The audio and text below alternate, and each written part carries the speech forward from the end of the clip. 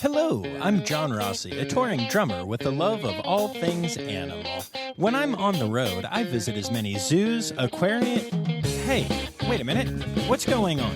Hey, what's going on there? Hello? Hello? Hello? We interrupt your regularly scheduled program to bring you Rossifari Zoo news. News you can use from the world of zoos and conservation.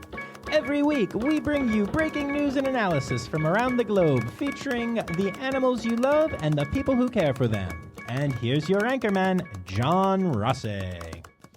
Hello, hello, hello, and welcome back to Rossifari Zoo News, your look at everything going on in the world of zoos, animals, and general animal weirdness. Y'all, I cannot believe that it is December already. Last time I checked, I'm pretty sure that that's the last month of the year, which just, I don't know, man, it just seems really wrong to me, but here we are. And, so that means we only have a couple of episodes of Zoo News left this year. It also means that it is the season where a lot of people are going to be buying a whole lot of nifty gifties for each other, or, you know, occasionally to treat yourself.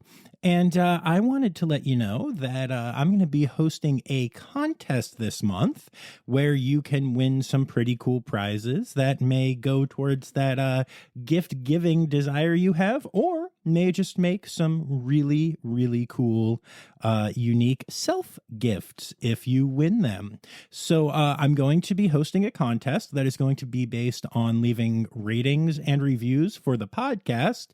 And also, you'll have the opportunity to get some additional entries by donating to my fundraiser for the Lehigh Valley Zoo red panda habitat. I haven't really been posting about that much lately because with everything going on with the holidays and then all of the commercial stuff afterwards, I thought I would give it a little break, but that is still happening. And yeah, so we're going to be having a contest. There are some different prizes that I'll be talking about on socials, but right now I can tell you that part of the contest is you'll have the opportunity to win the Peppermint Narwhal 2024 Animal Holiday Calendar. I was gifted a few of these to give out to fans by the amazing people at Peppermint Narwhal when I met them at the AZA conference. And it was a really good time. I'm really excited to have those to share with y'all. And, you know, the winners can skip ahead a little bit on the animal holidays section each week if they want to, although then they'll miss the stupid jokes that I make about the holidays. So my guess is that, wait, you guys all skip those, don't you? Darn it.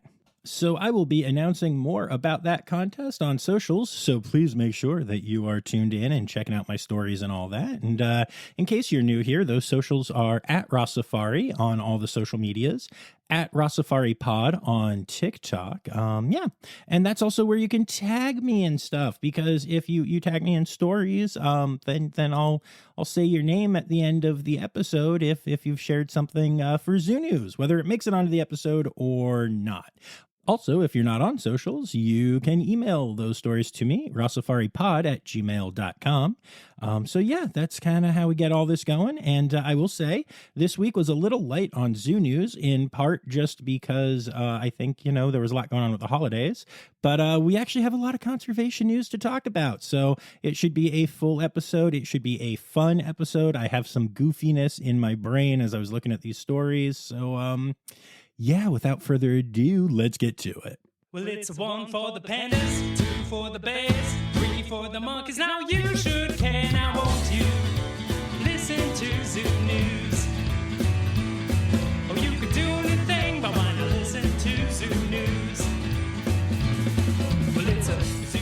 All right, so it's not often that I get to announce something like this in December, but y'all, we have more red pandlets. Woo!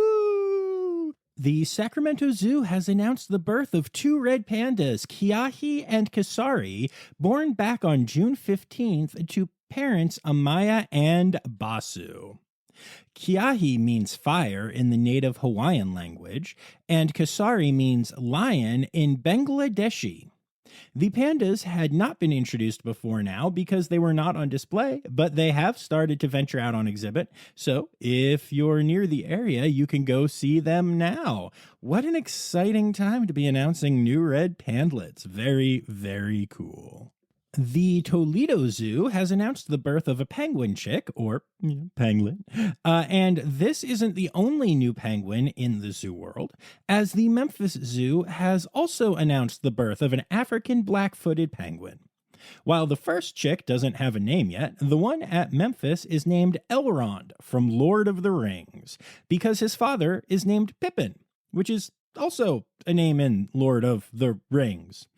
And also a really weird Broadway musical, which has just nothing to do with Lord of the Rings, despite having song titles like Magic to do. Note to self, write unauthorized parody musical hybridization of Lord of the Rings and Pippin the Musical, and call it Pippin, the Prince of Hobbit Town. Make sure no one hears this, especially on your podcast, and steals the idea. Anyway, moving on, the Dallas Zoo has announced the birth of a baby two-toed sloth, or slothlet, the first born at the zoo since 1981. The slothlet is thriving, including apparently having learned early on how to steal snacks from mom while she's eating, and the baby is there just holding on, which is absolutely adorable. And then our last birth this week, well, y'all, I'm cheating a bit, and I'm adding this one into the zoo births, even though it wasn't born at a zoo, but you'll understand why in a moment here. So, for the second time in 2 months, a rhino has been born at the Sumatran Rhino Sanctuary in Way Kambas National Park in Indonesia. Now, that's amazing news in and of itself, but the reason I'm putting it in this part of the podcast is because the father, also known as a sire, is Harapan, a male Sumatran rhino born at the Cincinnati Zoo. The zoo sent Harapan to their breeding program shortly after his birth back in 2015, which was a decision that they felt was the correct one, though they admit that it was very challenging to say goodbye to a baby rhinelet. Anyway, but now they are able to truly know they made the correct choice, as there's a new baby that came from Harapan.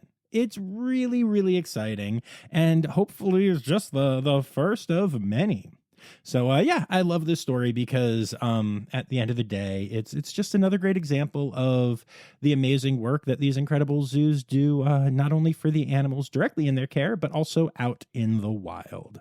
And, of course, that brings us to our deaths for the week. And we start off with the loss of Molly, the only elephant who lived at the Manila Zoo in the Philippines.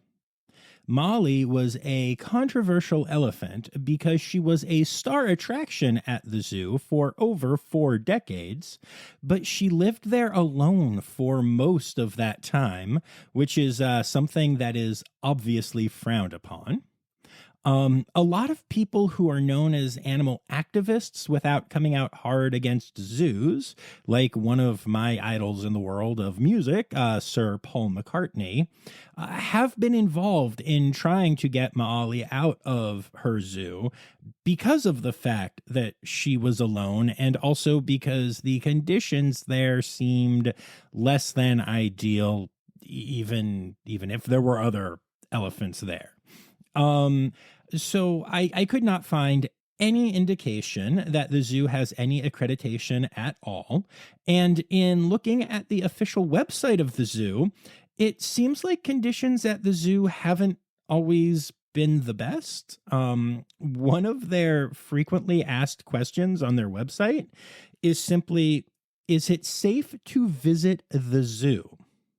With the answer indicating that after many modifications that have been made recently, it is, in fact, safe to visit. So, not a ringing endorsement there. However, whatever we all think of the conditions she lived in, the fact is that Maali was beloved in the Philippines. She was a true star. In fact, during the early push for COVID vaccinations, the zoo was set up as an official vaccination site where Maali would entertain children and adults as they got their vaccines. So that's cool that she got to help with that. And you know, everything else aside, Maali will be greatly missed.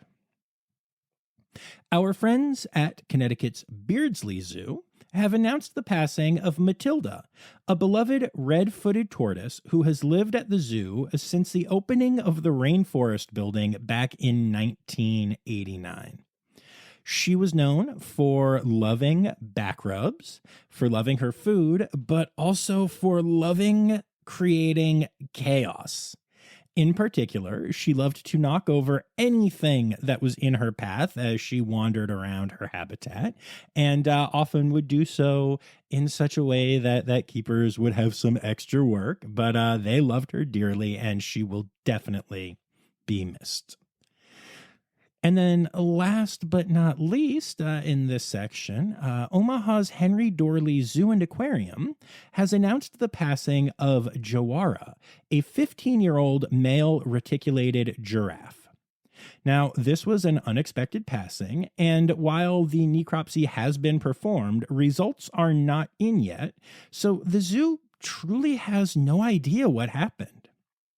Losing Jawara is not just a big loss for the zoo, but for the giraffe community at large, as Jawara was incredible at plasma donations. So much so that his samples make up a significant portion of the Giraffe Plasma Bank, a critical resource for giraffe that are under veterinary care. I do hope that the zoo is able to find answers and that the staff is able to find peace from this difficult loss. All right, and so we're going to start our normal zoo news with, honestly, just a big sigh of relief. Whew. Black Friday, Cyber Monday, and Giving Tuesday, a day that many zoos played with by calling it Giving Zoo Day this year, which even I thought was a stretch. But hey, they're all over. Y'all, did it seem extra crazy to anyone else this year?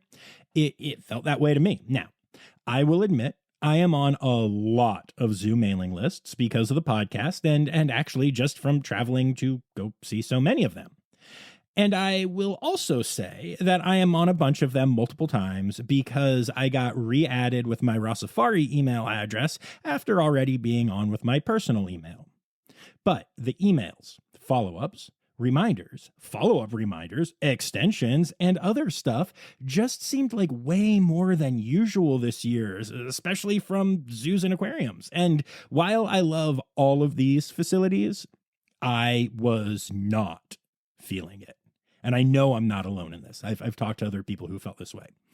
There is one facility, and I won't throw them under the bus by naming them. And again, my fault for being on their list a few times, but I got over 30 emails from them between the day before Black Friday, when they decided to start their Black Friday sale early. Normal people would call that Thanksgiving, but it to them was just the day before Black Friday, apparently, through to Giving Tuesday. Over 30. That is so many emails, y'all. The creepy ex who tried to steal Zoe back from me once we started dating by sending awkward, desperate, and borderline inappropriate emails didn't send that many. But much like with that situation, Zoe and I did sit in bed together and make fun of this facility for seeming so desperate. But anyway, I digress. I get that there is a lot of noise to cut through on all of those days because it's obviously not just zoos and aquariums that are sending way too many emails. But if you're listening to this and you are in marketing or PR for a zoo or aquarium, and I know a lot of you listen, maybe take a minute to think about how it all comes across. Or maybe reach out to me and let me know that doing it that way really does have a big impact, and I can just deal with my 30 plus emails from one facility. Sorry, that zoo, she's just not coming back to you. Oh, so I crossed my wires there. Anyway, let's talk about one of my favorite animals. Did you know that red pandas are actually birds? Okay, no, they are not birds. But the San Diego Zoo has confirmed a long-believed, though never documented fact about red pandas recently, and it's something that you might know to be more of a bird trait. It turns out that when red panda cubs are transitioning from nursing to eating solid foods, their mother will regurgitate food into their mouth like a bird. This helps them get used to eating solids without them being so, well, solid. Recently, Nest Box cameras showed new mom Adira doing this for Pavitra at the San Diego Zoo. And it's really exciting to finally have confirmation of this long believed, but never before proven fact. Very cool. Very cool. Kind of gross, but you know, in a cool way. All right, so this next topic is important, y'all. Zoo Miami had an animal escape yesterday. I know. You're probably thinking, John, how did you not lead with this? That's crazy. No, okay. No need to panic. I'm being goofy right now. The truth is, a recently born bantang calf briefly squeezed through a narrow barrier around its habitat and was out on the public walkway for under 10 minutes before staff were able to get it safely home. No one, person or animal, was harmed. There was no danger, no real threat to anything. But I do appreciate the honesty of Zoo Miami in reporting this incident. And honestly, just want to give them props for handling it so carefully and quickly. Zoos spend a lot of time training for situations like this, and it is great to see that training pay off. The Pittsburgh Zoo has announced a new fun experience. They are one of the facilities out there that do penguin parades, and now you can become a Penguins on Parade Grand Marshal. This is an upgraded experience that allows you to help aquarists guide penguins through the parade route and also gives you a look at the behind-the-scenes area of the penguin habitat. Now, if you haven't been to one yet, penguin habitats are really interesting, especially as the birds will often have a lot of drama over who gets which nest box and even who is mating with whom. There's a whole lot going on there. It's practically a reality TV show. So I highly recommend that you check this experience out if you are able to get to the Pittsburgh Zoo. Our friends at the San Diego Zoo Wildlife Alliance have announced that Dr. Ekwoje Abwe, the co-leader of their African Forest Conservation Hub, recently received the Prince William Award for Conservation in Africa at the 11th Annual Tusk Conservation Awards. The Prince William Award, which is actually presented by Prince William, is the highest honor awarded at the ceremony and honors the lifetime achievements of those who have served as advocates for the wildlife and ecosystems of Africa. Congrats to Dr. Abwe and everyone at the San Diego Zoo Wildlife Alliance for the continued and amazing conservation work that is constantly being done there. And then last, but certainly not least in Zoo News this week, I told you, Zoo News is short this week. The Dallas Zoo has announced their new Chief Executive Officer, Lisa New. Lisa is a name that I've known for quite a while, as she served as the president and CEO of Zoo Knoxville for the past decade. I also got to see her speak at the AZA conference this year, as she is also serving a year-long term as the chair of the AZA Board of Directors. I think Lisa is an incredible person, and I'm excited to see her in this new role at the Dallas Zoo. The hire is not only noteworthy because of how awesome Lisa is, but because she is the first female leader in the 135-year history of the Dallas Zoo. Congrats, Lisa. That's very cool. I'm excited to see the new things that you do at the Dallas Zoo. Stereotypical animal Conservation news. All right, so the effects of climate change are far-reaching, as we all know well too well at this point. It's both horrific and sometimes honestly amazing to see how nature tries to battle back against the negative effects humans cause on this planet. And this story is an example of that. A new hybrid species of puffin has been discovered, and scientists believe it is the first example of a hybrid species occurring entirely in reaction to climate change.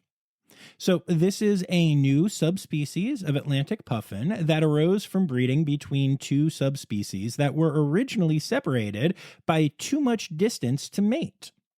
However, one subspecies kept traveling southward until they ran into the other subspecies and started to intermingle. So what does that mean for puffins? Well, honestly, not much in the day-to-day, like to the actual birds right now. But it does mean that each subspecies, including the new hybrid one, has a smaller population. It also means that genetic diversity amongst each of the original populations has gotten worse, actually significantly worse. Hybridization is both fascinating to see happen and also just another example of how our influence on the world is causing massive, untold, unexpected changes in ways that, honestly, we've barely begun to truly understand, which is a little bit scary when you think about it. But okay, on a happier note, wolverines are going to be gaining federal protection in the United States. This is a huge win for the species, which is believed to have a population of under 300 still in the lower 48 states. The population lives in fragmented groups at high elevation, making commingling very challenging. Unlike those damn puffins. Anyway, these protections from the Biden administration come after scientists were able to convince the administration that wolverine habitat is being threatened because of, you guessed it, climate change. Now, this is also a reversal from the previous administration, as the Trump administration denied wolverines protection despite the same threat existing and scientists asking for help. This is just a friendly reminder that your vote really does affect animals. Although, I will also say, to be fair, that is not a blanket you should vote for Democrats or liberals and not Republicans or conservatives take. As we've talked about on here before, some of the most conservative states are amongst the ones doing the most to help with species survival. Although admittedly, in this case, it was Montana-based Republicans who fought the hardest against creating protections for wolverines, led by far-right conservative Congressman Matt Rosendale, who came out against the protections as they might impact the ability of people to snowmobile and ski in areas where the animals live. Oh, what a shame.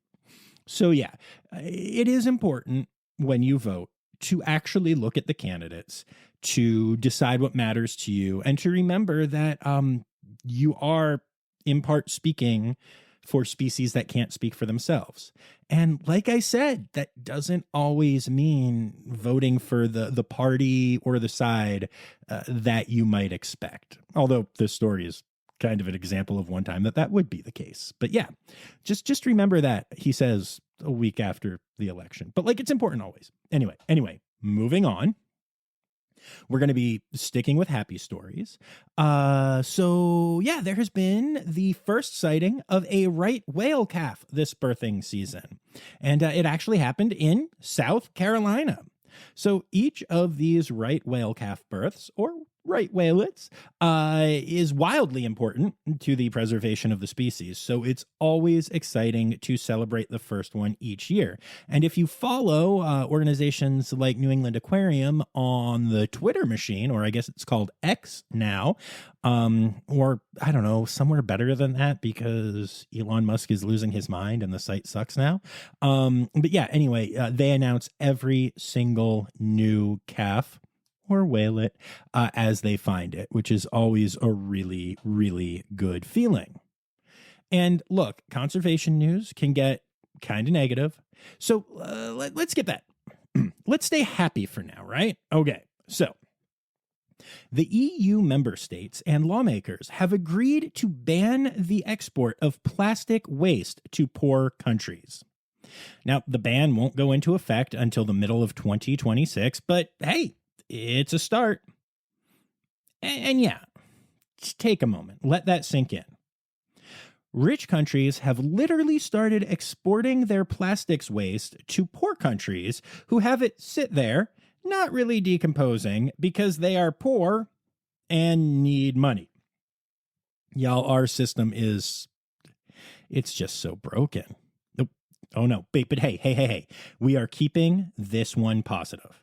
So while our system is incredibly broken and this practice is absolutely terrible, and also this may have financial consequences for those incredibly poor nations that are devastating. So while I agree with the move, I'm also worried about these potential effects. And I also can't believe that we are here in the first place and that people still deny basic things like climate change and refuse to take simple steps like using reusable straws or even just eschewing the straw entirely and drinking out of a cup like a freaking adult, which really isn't that hard. I mean, places like Starbucks have basically invented lids that turn their cups into little more than sippy cups for adults.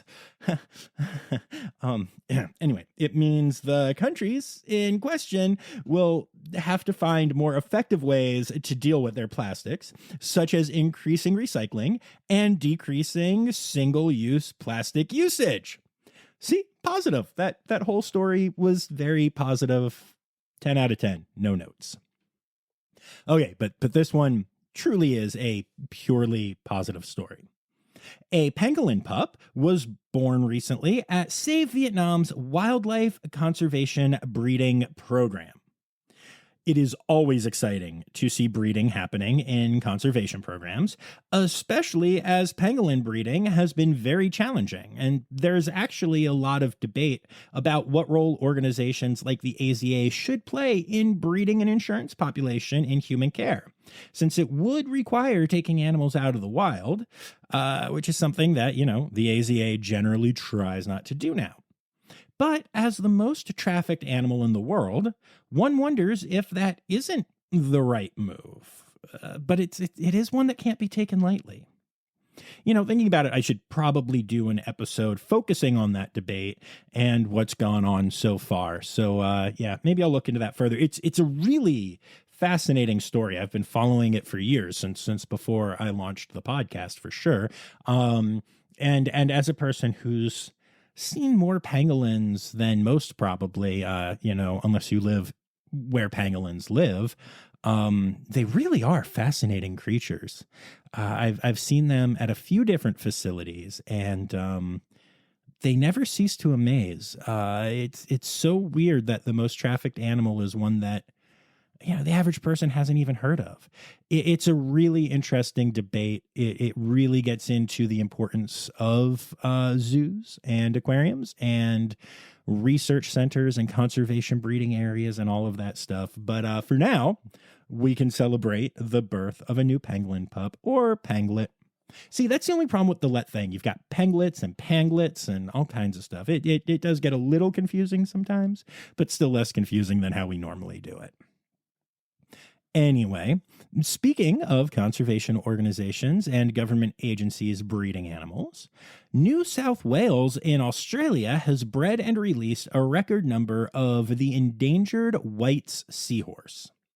This is a huge victory for the conservation of the species.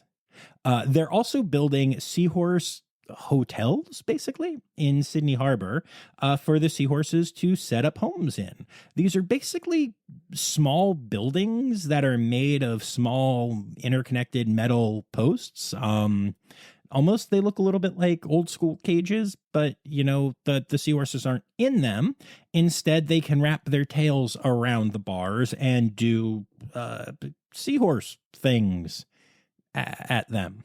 I'm guessing this really helps as coral disappears. It helps the seahorses to have places to attach to, because normally they would attach to the coral that is, disappearing. Anyway, I love this so much, and I think it is an absolutely wonderful, wonderful story. And then last but not least in conservation news this week, an elephant in Kenya has given birth to twins. This is an extremely rare occurrence, so it is extra exciting. And since every single elephant birth matters for the survival of the species, 2 births at once is really important. It's especially cool because this is actually the second set of twins born in the Samburu National Reserve in the last 2 years to 2 different mothers.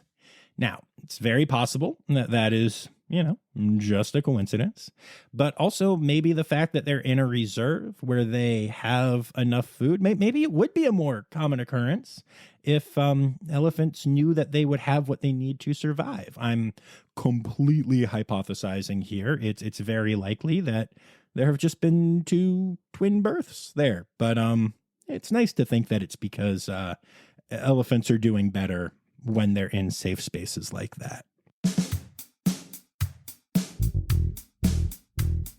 It's time for other news. It's time for other news. Hey, right now it's time. It's time for other news. Hey, it's a segue to the part called other news. All right. So I'm just going to start off this segment by saying that menopause sucks. Okay, admittedly, I'm not going through menopause. And before you point out that I'm both too young and too male to have an opinion on this, I would just like to point out that most of y'all haven't met my mother, and I am allowed to share my personal traumas as I see fit. No, I'm kidding. But this is an interesting story. So until recently, it has been believed that menopause was an exclusively human thing when it came to primates. But we now know that is not the case. It turns out that chimps also experience the hormonal shifts we associate with menopause.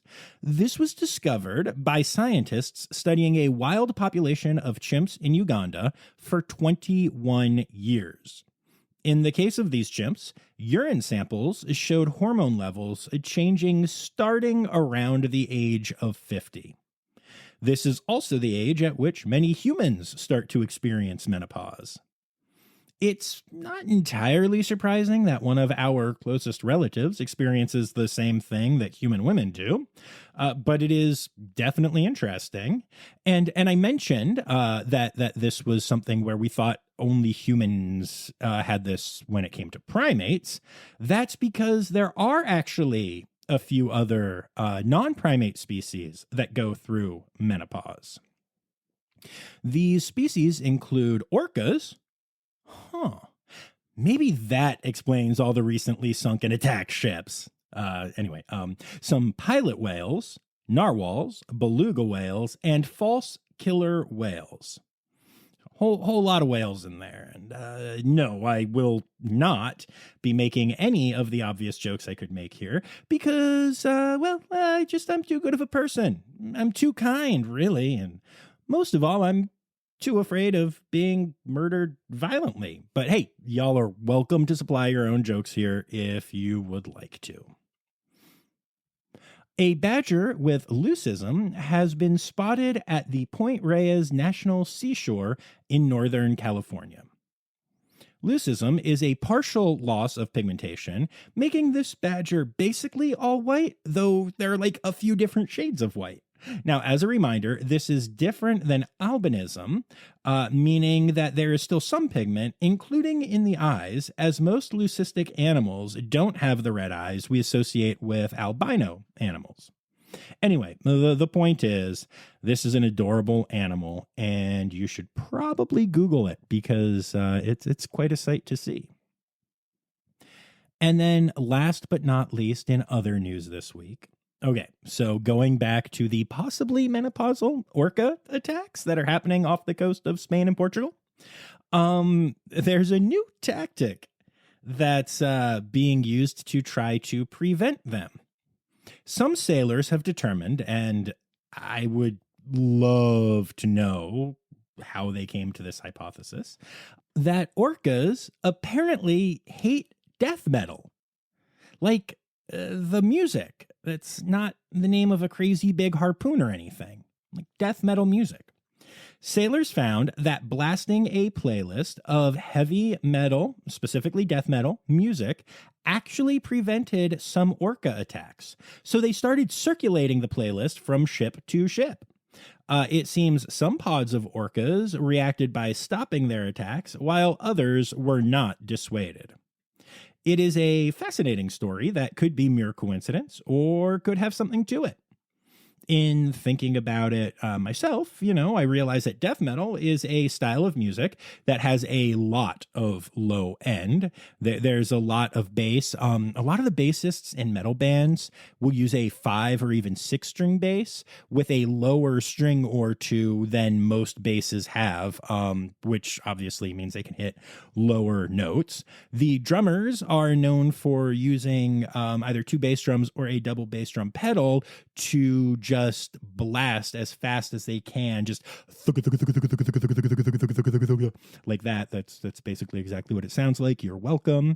And often the vocalists will growl and make noises where you literally can't make the words out, while the guitarists use heavy distortion and strum, oftentimes on a 7-string guitar. So we like adding low notes to heavy metal music, and especially to death metal. On a side note, did you know there was a death metal band called Caninus that had a dog as a lead singer? It's true. It was a bunch of incredible death metal musicians who recorded without a vocalist and then used recordings of one of the members' dogs barking and growling, which were then shaped into the vocal parts.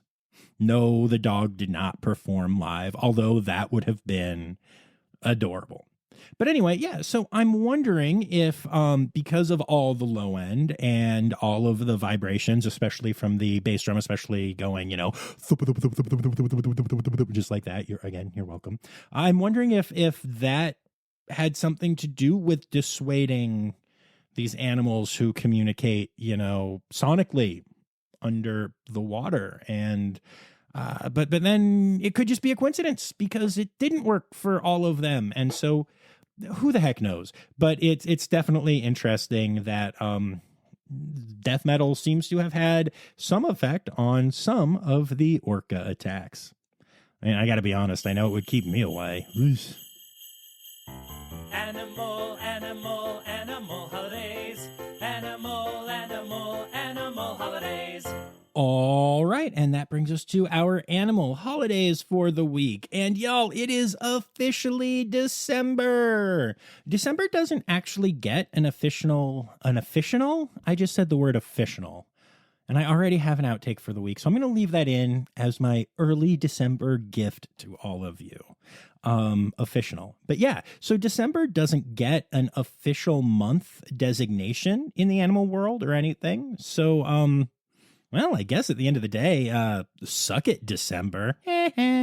No, but anyway, moving on from that. The second is National Mutt Day. The third is International Baboon Day and also World Coati Day. On a side note, Zoe makes fun of me and says that I say baboon funny, but whatever. Anyway, the third also starts Walrus Awareness Week, which runs to the 9th. And then the fourth is International Cheetah Day and World Wildlife Conservation Day. And the fifth is World Soil Day. So make sure you get out there and soil John, your... do not do that. Sheesh, for a guy who records his podcast alone in a room, I get yelled at like a lot.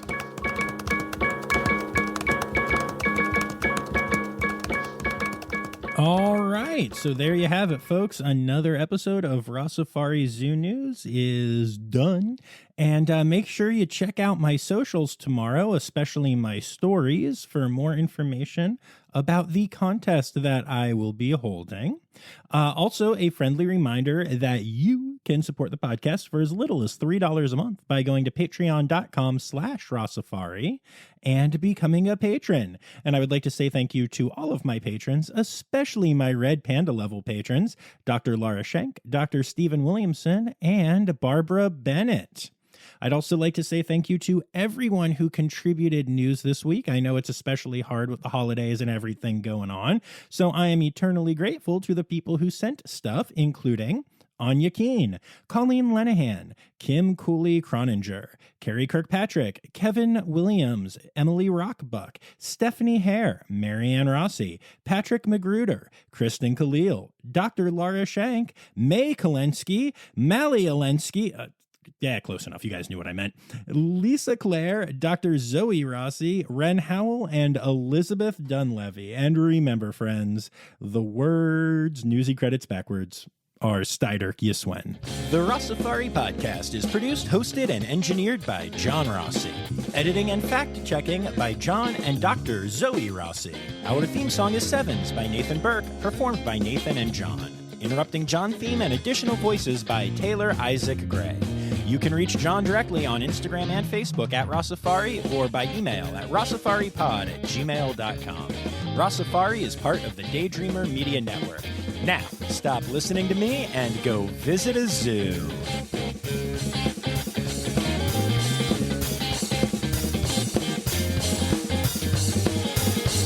Also, if you're not on socials, you could tag... No, you can't tag me if you're not on socials. Blop!